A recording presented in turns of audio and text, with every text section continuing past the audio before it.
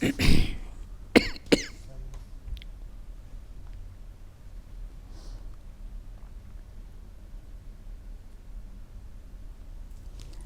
नमस्कार, जोहार। स्वास्थ्य चर्चा कार्यक्रम में आप सभी का स्वागत एवं अभिनंदन है। आज हम जानेंगे कि जोड़ों के दर्द, उनके कारण और आयुर्वेदिक चिकित्सा पद्धति से उनका इलाज क्या है। आज इस बात पे चर्चा करने के लिए मेरे साथ में खास मेहमान है स्टूडियो में डॉक्टर संतोष कुमार, जिनका हम स्वागत एवं अभिनंदन करते हैं। डॉक्टर साहब, बहुत बहुत स्वागत है आपका। नमस्ते, जोहार। डॉक्टर साहब, सबसे पहली चीज़, आयुर्वेद है क्या?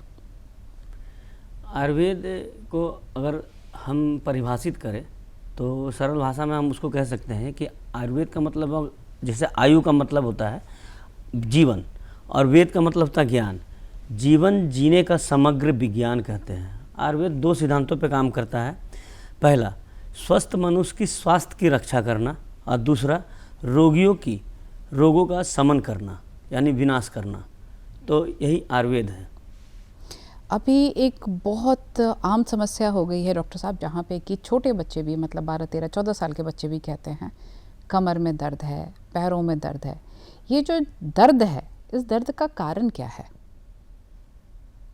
अभी आप सही बोल रहे हैं कि दर्द, जो बच्चों में भी दर्द आ जा रहा है और बड़े लोगों में भी, वयस्क में, बूढ़े में तो दर्द रहता ही है।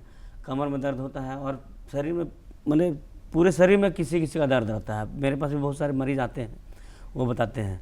तो सबसे पहला है कि खान पान हम लोग का जो है वो दूषित हो चुका है। बाज़ार में मान लीजिए बड़ी बड़ी सब्जियां मिलने लगी हैं जिसका आकार बड़ा है और वो केमिकल से बन रहा है। तो जो शरीर में जाके टॉक्सिन पैदा कर रहा है, वो टॉक्सिन ही सबसे बड़ा दर्द का कारण है। और अभी तो देखने में आया है कि बहुत लोगों को कमर दर्द स्टार्ट हो जाता है, तो उसको हम लोग स्लिप डिस्क कहते हैं। हमारे शरीर में रीढ़ की हड्डी जो होती है हमारे शरीर की, उसमें क्या होता है कि एक रीढ़ की हड्डी के बीच में, उसको मज्जा कहते हैं, उसको इंटर वर्टिकल कहते हैं उस मज्जा को हम लोग।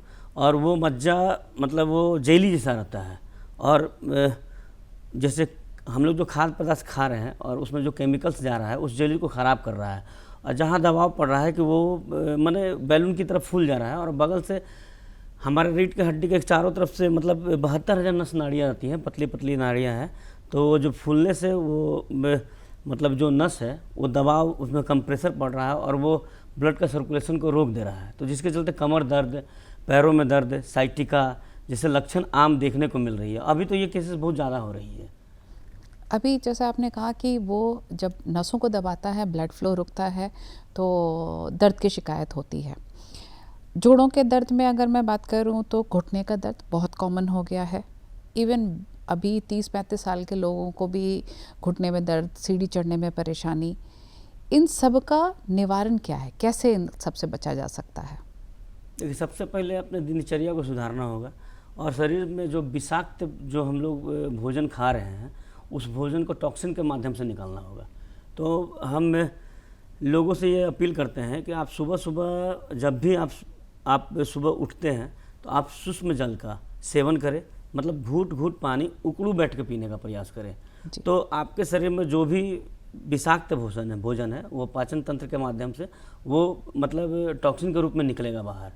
तो सबसे पहले उस चीज़ का आप सेवन करेंगे तो कुछ हद तक आपका ये प्रॉब्लम दूर हो जाएगा। उसके बाद आयुर्वेद की बहुत सारी दवाइयाँ हैं और जिसको लेके हम लोग इस चीज़ को मतलब दूर किया जा सकता है।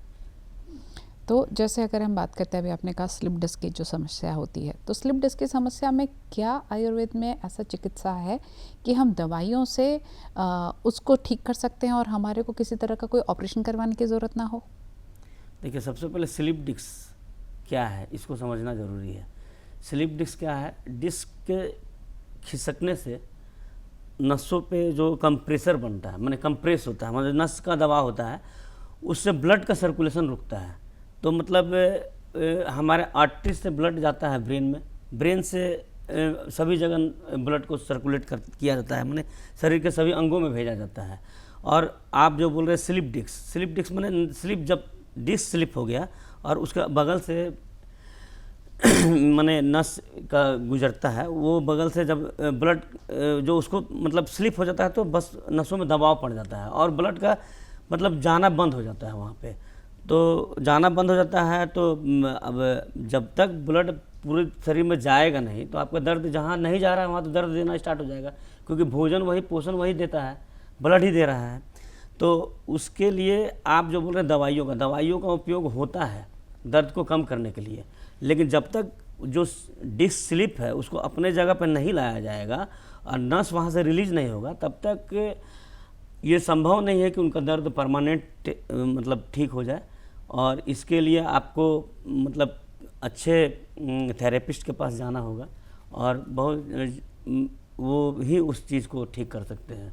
और उसके बाद तो दवा तो चलता ही रहेगा, दवा चलने से वो डिस्क का बल्जिंग जो होता है, बल्ज वो जो इंटरवर्टिबुलर कहते हैं हम लोग, जो जेली की तरह होता है, और वो क्या होता है कि जिस तरह गाड़ी में माने शॉक थी नहीं होता है शॉकर जी। उसी की तरह काम करता है। तो वो वर्टिबुलर जो इंटरवर्टिबुलर है वो जो बल्ज की तरह वो जो होता है, जो बैलून की तरह निकल जाता है, उसको फिर दवा के माध्यम से हम लोग उसको मजबूत करते हैं और वो ठीक हो जाता है।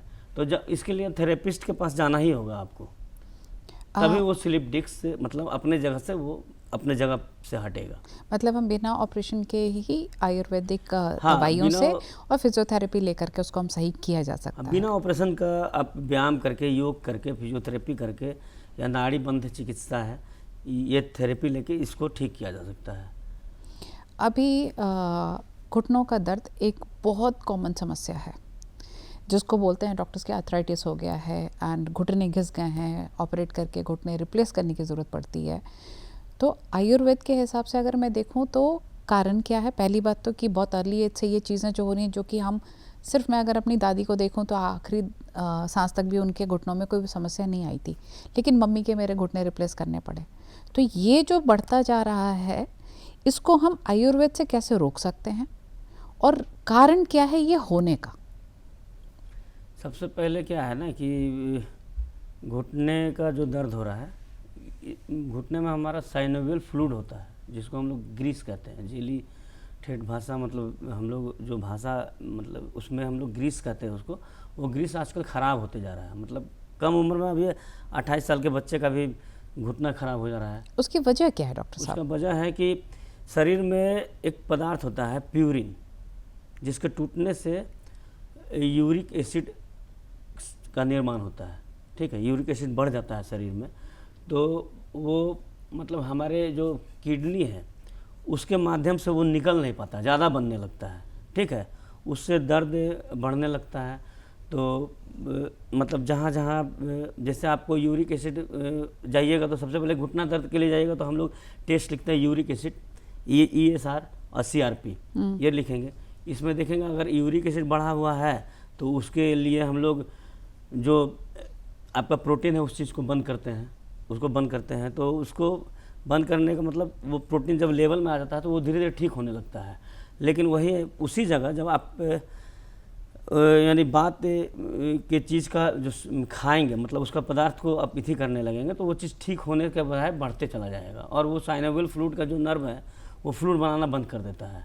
तो इसके लिए हम लोग क्या करते हैं कि थेरेपी के माध्यम से घुटने का जो साइनोवियल फ्लूइड जो नर्व है उस नर्व को हम लोग एक्टिवेट करते हैं। और कुछ दवाइयाँ हैं जैसे सिंगनाथ गुगुल है, त्रिदोसांग गुगुल है, गोछरादी है, इस सब चीज़ का हम लोग सेवन कराते हैं तो घुटना दर्द बिल्कुल ठीक हो जाता है। और उसके बीच में हम लोग एक चीज़ और बोलते हैं कि जो फ्लूइड अगर जाता है तो उसमें सुबह सुबह आप क्या कीजिए कि उठ के गर्म पानी का सेवन कीजिए। उसके बाद जब भोजन कर रहे हैं उससे पहले 1 चम्मच आप देसी घी का भी सेवन कीजिएगा तो उससे भी फ्लूइड आता है। अखरोट खाने से भी फ्लूइड आता है। तो बहुत हद तक इस चीज़ का हम लोग निवारण कर सकते हैं कि घुटना दर्द ठीक किया जा सकता है।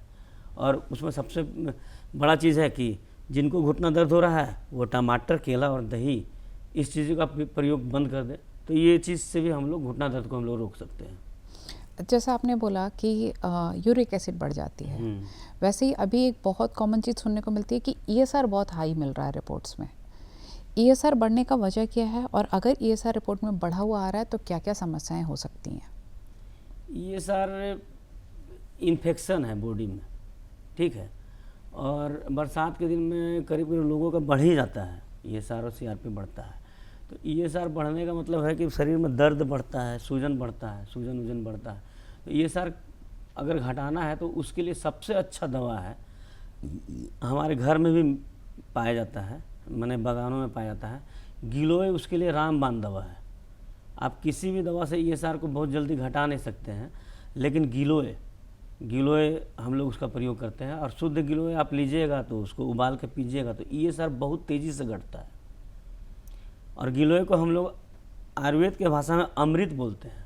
अभी देख रहे होंगे कोरोना के समय में बहुत लोगों का बुखार जो होता था नहीं उतरता था जी। तो हम लोग साधारण, हमारे पास लोग आते थे तो हम लोग गिलोय ही देते थे, ज़्यादा कुछ नहीं देते थे, गिलोय ही हम लोग देते थे। गिलोय से मतलब अगर किसी चीज़ से, कोई भी दवा से अगर नहीं उतरता था ना तो हम लोग गिलोय देते थे। गिलोय या अमृतारिष्ट गिलोय का ही प्रिपरेशन है। तो हम अभी बताया ना आपको कि गिलोय का मतलब अमृत होता है और अमृतारिष्ट अमृत ही है, यानी गिलोय का ही पूरा प्रिपरेशन है अमृतारिष्ट। तो अमृतारिष्ट, तो इसलिए गिलोय अगर जिसका ESR बढ़ रहा है, जिसका CRP बढ़ रहा है, जिसका अर्थराइटिस हो रहा है, उसको अगर हम लोग सिंपल अगर गिलोय भी शुद्ध रूप में दिया जाए ना तो अर्थराइटिस बहुत हद तक ठीक हो जाएगा। जैसे अर्थराइटिस जो बोलते हैं तो एलोपैथिक की लैंग्वेज में अगर बात करें तो अर्थराइटिस का मतलब है कि आपकी बोन डेंसिटी कम हो रही है, मतलब आपकी हड्डियों में कैल्शियम की कमी हो रही है, एकदम प्लेन लैंग्वेज में बात करें तो। पहली चीज़ तो कि कौन कौन सी ऐसी दिनचर्या की चीज़ें हैं जिसको हमको अवॉइड करना चाहिए कि ये जो हमारा अर्थराइटिस शुरू हो रहा है वो ना हो, क्योंकि अभी बहुत जल्दी शुरू हो रहा है। और दूसरी चीज़, आयुर्वेद के हिसाब से हम क्या चीज़ें ऐसे प्रिकॉशनरी खाएं जिससे कि अर्थराइटिस डेवलप ना हो। देखिए, अर्थराइटिस आप जो बोल रहे हैं ना कि अर्थराइटिस का शुरुआत होता है यूरिक एसिड से। जब हमारे पास कोई भी आते हैं, मतलब आप डायरेक्ट किसी चीज़ को, मतलब डायरेक्ट अर्थराइटिस नहीं आता है, वो धीरे धीरे ही कोई चीज़ बढ़ता है। तो उसका सिर्फ शुरुआत होता है यूरिक एसिड को। जब हमारे पास लोग आते हैं ना तो हम उनको जांच करने के लिए लेते हैं कि पहले यूरिक, डायरेक्ट अर्थराइटिस का जांच नहीं किया जाता है। तो हम लोग बोलेंगे कि सर हमारे पैरों में दर्द आ रहा है, तो हम लोग जो बोलते हैं तो हमको लगता है कि हाँ ये यूरिक एसिड है, जैसा है क्या है। तो प्यूरिन नाम के पदार्थ का टूटने से यूरिक एसिड बनता है। तो और वो धीरे धीरे बढ़ के वो अर्थराइटिस का रूप ले लेता है, ठीक है।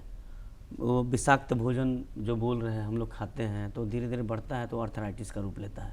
तो अर्थराइटिस में सबसे पहले तो हम लोग बंद करते हैं टमाटर, केला, दही, प्रोटीन का जितना भी दाल है, चना दाल, ये सब अर्थराइटिस के लोगों को नहीं खाना है। मांस, रेड मीट तो बिल्कुल ही नहीं खाना है। मांस, मछली, अंडा, ये सब नहीं खाना है अर्थराइटिस में। इस चीज़ का अवॉइड करके अर्थराइटिस को दूर भगाया जा सकता है।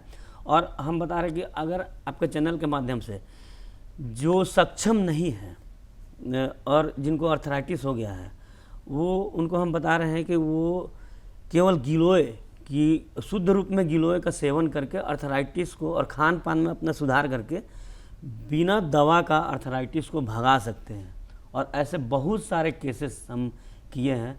हमको लगता है कि हम 200 से ज़्यादा केसेस किए हैं जिनके पास हमारे पास आके बोलते हैं कि सर हमारे पास दवा का पैसा नहीं है और टेस्ट का ये नहीं है, टेस्ट करा सकते हैं। लेकिन हम लोग उनको सजेशन देते हैं कि आपके पास अगर नहीं है तो बहुत सारे आपके ग्राहक भी हैं जो गाँव में रहते हैं, जिनके पास से साधन नहीं है, तो वो गिलोय का पहचान करे, उसको घर में लाए, उसको मतलब दातुन जैसा काट ले, उसको फिर कूच ले और पानी में डाल के रात में रख दे और सवेरे उसी पानी को उसको छान के हल्का सा सुसुम करके पिए। ये उसको उबालना नहीं है। हाँ, उबालना नहीं है, सुसुम करके पीना है। और उसको ऐसा करने से 2 महीने में अर्थराइटिस मतलब का लक्षण जाने लगता है शरीर से। मतलब वो किसी दवा का यूज भी नहीं करेंगे, केवल गिलोय से ही अर्थराइटिस को हम लोग भगाए हैं। और अभी इवन नहीं, 1-2 पेशेंट नहीं है, हम लोग कम से कम 200 पेशेंट से अधिक ही हम लोग आए। अब तो हम लोग मतलब गणना भी नहीं कर सकते हैं कि कितना है, लेकिन 200 से ज़्यादा ही हो गया है, क्योंकि केवल गिलोय, कोई दवा नहीं देके गिलोय से ही भगाए हैं। अच्छा, अभी एक बहुत कॉमन समस्या और जो देखने को मिलती है वो यंग बच्चियों में, जो कि फाइब्रॉइड की प्रॉब्लम, कि यूट्रस में फाइब्रॉइड हो रहा है, तो पीसीओएस और पीसीओडी की प्रॉब्लम हो रही है। आयुर्वेदिक चिकित्सा से हम कैसे दूर कर सकते हैं उसको? पीसीओडी की चिकित्सा को हम लोग पहले आयुर्वेद में बहुत सारा दवा है जिसके माध्यम से हम लोग उसका निदान कर सकते हैं, और पीसीओडी हम लोग योग से भी ठीक से कर सकते हैं आयुर्वेद में। तो पीसीओडी कोई समस्या, बहुत ज़्यादा समस्या हो रही है, लेकिन आयुर्वेद में ये बहुत ही आसानी तरह से मतलब हम लोग इसका निवारण कर देते हैं, मतलब ख़त्म ही हो जाता है पीसीओडी। माने योग भी करने से, कुछ योग है और कुछ दवाइयाँ हैं, जैसे आपको अशोका रिष्ट है, दसमूला रिष्ट है, ये सबसे हम लोग पीसीओडी का मतलब रोग का निदान करते हैं। पीसीओडी मतलब आयुर्वेद में हम लोग बहुत आसानी तरह से उसको हम लोग मैंने कंट्रोल कर देते हैं पीसीओडी को, और उसके बाद योग प्राणायाम कराते हैं तो उससे ख़त्म हो जाता है पीसीओडी। एक समस्या और जो अभी देखने को मिलती है, बहुत लोगों को सुना होगा आपने कि हड्डियां बढ़ जाती हैं, या तो जॉइंट्स मूव करते नहीं हैं, अटक जाते हैं, किसी का अंगूठा अटक जाता है, किसी का घुटना अटक जाता है, किसी के पैरों की शेप जो है वो टेढ़ी होने लग जाती है। इसका कारण क्या है? अर्थराइटिस का लक्षण है। अर्थराइटिस से गठिया में परिवर्तित हो जाता है। तो गठिया क्या होता है कि देखिए, हड्डी मुड़ने का कारण, जैसे पैर जो मुड़ के ऐसे चलते हैं वो लोग, तो अचानक मुड़ता नहीं है। वो क्या होता है कि जब अर्थराइटिस होता है ना, तो पैरों में सूजन आना स्टार्ट हो जाता है। सूजन आता ही है मोड़ने के लिए, हड्डी को टेढ़ा करने के लिए। मतलब जब सूजन आएगा, एक बार आएगा फिर चला जाएगा दवा खाने से, फिर वो आएगा फिर चला जाएगा, तो लोगों को लगता है कि सूजन आ रहा है, आज तो है, चला गया। लेकिन वो क्या होता है कि हड्डियों का शेप चेंज करने के लिए वो आता है। मतलब और अर्थराइटिस को हम बोल रहे हैं कि वो जो जब अर्थराइटिस अगर आपको पहचान हो गया है कि अर्थराइटिस है, वहीं से आप गिलोय और आयुर्वेदिक दवाओं का अगर सेवन करने लगे, और कुछ मतलब जो शरीर में विषाक्त भोजन है, अपने खान पान का दिनचर्या को सुधार लेंगे, तो वो चीज़ नौबत ही नहीं आएगी, वो बढ़ने का या नौबत ही नहीं आएगी, तो गठिया की तरफ हम बढ़ेंगे ही नहीं। आप शुरू से एक चीज़ पे जोर दे रहे हैं कि विषाक्त भोजन जो हमने किया उसको डिटॉक्स करें। डिटॉक्स करने का तरीका क्या है? कैसे डिटॉक्स करें बॉडी को? लोगों को ये जानकारी दीजिए कि क्या चीज़ों से हम बॉडी को बहुत ईजिली डिटॉक्स कर सकते हैं। ईजिली का बात कर रहे हैं तो हम सबसे आसान तरीका बता रहे हैं जो आप घर में कर सकते हैं जी। ठीक है, बिना किसी डॉक्टर के पास गए, बिना कोई दवा लिए, आप सुबह सुबह जब उठते हैं ना, तो आप गर्म पानी का सेवन करें, घूट घूट करके पीजिए। सबसे पहले डिटॉक्स का वो सबसे आसान तरीका है। सोने से पहले क्या करें, त्रिफला का सेवन करें, ठीक है। अच्छा। उसके बाद वो भी डिटॉक्स का बहुत अच्छा तरीका है। त्रिफला को लेना कैसे होता है? मैंने 1 चम्मच। हाँ, मतलब वो डायरेक्टली गर्म पानी के साथ वो पाउडर को खा सकते हैं? हाँ हाँ, वो ले सकते हैं फिर सुबह।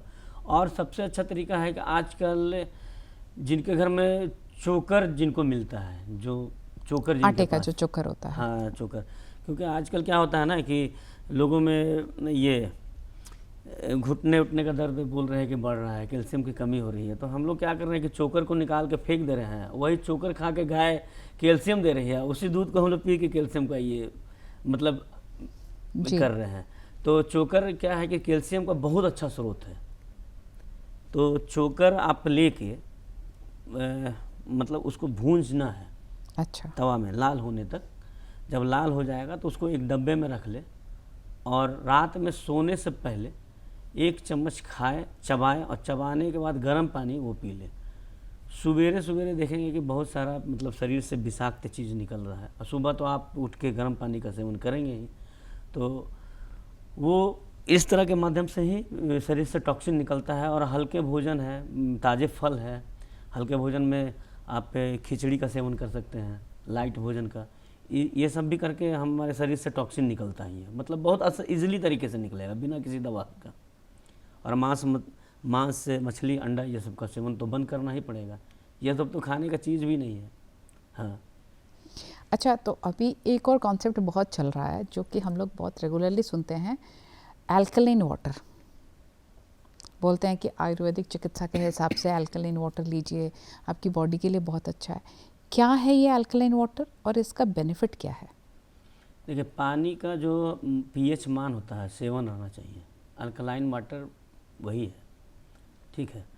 तो अल्कलाइन वाटर हम लोग घर में भी बना सकते हैं। खीरा, नींबू, धनिया पत्ता, पुदीना मिला के घर में अगर उस पानी को हम लोग रखें तो वो अल्कलाइन वाटर बन जाता है, ठीक है। अल्कलाइन वाटर पीने से शरीर का बहुत सारा बीमारी दूर होता है। और सबसे बड़ी बात है कि हम लोग सुनते हैं कि जैसे पानी बहुत सारी बीमारियों का मतलब शमन करता है जी। और पानी में बहुत सारा गुण होता है, आपको बता रहे हैं। अब पानी को अगर मतलब शुद्ध रूप में पिया जाए, जैसे अल्कलाइन बना के पिया जाए, तो शरीर का बहुत सारा चीज़ का वो निवारण करता है। क्योंकि मनुष्य के शरीर में 70% तो पानी ही है जी। और माँ के पेट में अगर हम रहते हैं तो 90% तो पानी में ही डूबे रहते हैं। जी। तो और पानी का ज़्यादा शरीर में अगर मात्रा बढ़ जाता है तो हम मोटे होने लगते हैं, और पानी कम होने लगता है तो पतले होने लगते हैं। तो पानी का बैलेंसिंग रहना चाहिए। और शुद्ध पानी अगर पिएंगे तो अल्कलाइन वाटर है, और पानी का मान तो आप भी जानते हैं कि पीएच मान 7 होना चाहिए। तो अल्कलाइन वाटर से बहुत सारा बीमारियों को दूर किया जा सकता है केवल पानी पी के। और पानी के बारे में और आप एक चीज़ बता देते हैं कि अगर रात में किसी बच्चे या किसी को भी तेज़ बुखार आ गया, जी। अगर किसी दवा से अगर आपका बुखार कम नहीं हो रहा है, डॉक्टर के पास जा रहे हैं और दवा दे रहे हैं और कम नहीं हो रहा है, तो पानी से भी बुखार को उतारा जा सकता है। पानी से? बिल्कुल। और ऐसा बहुत लोगों को हम लोग उतारे हैं। मतलब रात में ही लोग फ़ोन करते हैं कि सर अब डॉक्टर के पास 2 बज गया है, फ़ोन करते हैं तो उठाते ही हम लोग फ़ोन, तो बोलते हैं कि बहुत ज़्यादा फीवर आ चुका है, उतर ही नहीं रहा है। तो हम लोग उनको बताते हैं कि 1 लीटर पानी को खौलाइए जब तक 1/3 ना हो जाए। अच्छा। हाँ, 1/3 नहीं हो जाए। जब 1/3 होने पे उसको बोलते हैं कि आप उसको माने समय समय पर पिलाते रहें, मतलब घूट घूट उसको पिलाते रहें। और वो सवेरे वो लोग हमको फ़ोन करते हैं कि सर बुखार तो बिल्कुल उतर गया है। मतलब पानी से ही ऐसा मतलब 50 केस हम किए हैं, पानी से ही बुखार को उतारे हैं। जहाँ पैरासीटामोल काम नहीं करे, जहाँ कोई मतलब इमरजेंसी में बहुत ज़्यादा जा नहीं पाया, तो उनको पानी से ही बुखार को उतारा गया। और ये आप घर में यूज करके देखिएगा, पानी से ही उतरेगा बुखार। अच्छा, जैसे आपने पानी का कहा, क्या पानी का कोई ऐसा ट्रीटमेंट भी है या पानी का कोई ऐसा इस्तेमाल भी है जो आप पैरों में स्वेलिंग जो आती है, जो आपने कहा कि आर्थराइटिस के लक्षण है कि पहले स्वेलिंग आएगी ताकि पैर टेढ़े होने लग जाएं, कि उससे जिन लोगों को वो पेन और स्वेलिंग आता है उसमें आराम पड़े? मैं पानी से वैसा नहीं है, पानी तो शरीर में चाहिए ही। स्वेलिंग का सबसे अच्छा वही तरीका बता दिया है कि गिलोय। जी। गिलोय। अब गिलोय मतलब उसको अमृत ही कहा गया है, अमृत का प्रिपरेशन है, उसको अमृत ही कहा गया है। तो गिलोय, और गिलोय को पानी में रख के ही, गिलोय को तो आप शुद्ध रूप में ले सकते हैं, बट डंठल उसको चबा नहीं सकते हैं। तो पानी के साथ ही गिलोय को लेना है, तो पानी के साथ ही गिलोय को लीजिए, तो वो सूजन आपका धीरे धीरे चला जाएगा। उसके लिए हम लोग गुच्छर आदि गूगल भी लगाते हैं, तो और पूर्णवादी क्वाथ मंडूर आता है जो सूजन को बहुत हद तक कम करता है, गिलोय के साथ देते हैं तो कम हो जाता है। ऐसा कुछ भी नहीं है संभव, क्योंकि आयुर्वेद में जो संभव ना हो सके, मतलब वो ठीक ही हो जाता है। अगर मैं समझूं अभी तो चाहे हमारा घुटना हो, चाहे हमारा कमर हो, हर चीज़ की समस्या हमारे बैकबोन से शुरू हो रही है जी। और अभी एक और कॉमन समस्या है जो लोग बोलते हैं टेनिस एल्बो, मतलब आपके कोहनी में पेन हो जाता है, फोल्ड करने में, कुछ उठाने में, ये जॉइंट वाला ये भी दर्द है। ये क्या है और क्यों हो रहा है ये? आजकल टेनिस एल्बो का बढ़ा हुआ है, बहुत ज़्यादा प्रचलन है, चोट लगने से भी हो जा रहा है मतलब, और खान पान दूषित होने के कारण भी हो रहा है। और ब्लड का सर्कुलेशन जैसे स्लिप डिस्क हो रहा है, जो ब्लड का सर्कुलेशन बराबर वहाँ प्रॉपर जा नहीं रहा है, तो यहाँ पे दर्द होना लाजमी है। तो टेनिस एल्बो को हम लोग मर्म के द्वारा उसको ठीक करते हैं, और कुछ एक्सरसाइज है, योग है, उसके द्वारा हम लोग उसको ठीक करते हैं, टेनिस एल्बो ठीक हो जाता है। क्या आयुर्वेद में कुछ ऐसी भी जड़ी बूटी या मेडिसिन्स हैं जिनको हम प्रिकॉशनरी भी ले सकते हैं जिससे कि हम स्वस्थ बने रहें, डिटॉक्स कर सकें बॉडी को और स्वास्थ्य सबका बना रहे? अश्वगंधा खा सकते हैं, अश्वगंधा और शतावरी मिला के खाइए, शरीर की रोग प्रतिरोधक क्षमता को बढ़ाएगा और हमको लगता है कि बराबर वो खाना ही चाहिए। क्या अश्वगंधा सब लोग ले सकते हैं और हाँ, शतावरी सभी लोग ले सकते हैं। बच्चों को भी दे सकते हाँ, हैं? दूध के साथ तो ले सकते हैं। अगर जिम जाने वाले लोग, जो जिम जाते हैं आजकल, बच्चों देखते हैं कि बहुत सारे लोग जिम जाते हैं, तो अश्वगंधा और शतावरी का प्रिपरेशन करेंगे और खाएंगे तो वो मतलब शरीर में बहुत सारे चीज़ को मतलब प्रोटीन एक्स्ट्रा लेने की ज़रूरत नहीं पड़ेगी। और वो बच्चे भी ले सकते हैं। बच्चे का मात्रा कम होगा, आधा चम्मच दूध में, 1 कप दूध में आधा चम्मच लेंगे, और बड़ों का 1 चम्मच 1 कप दूध में।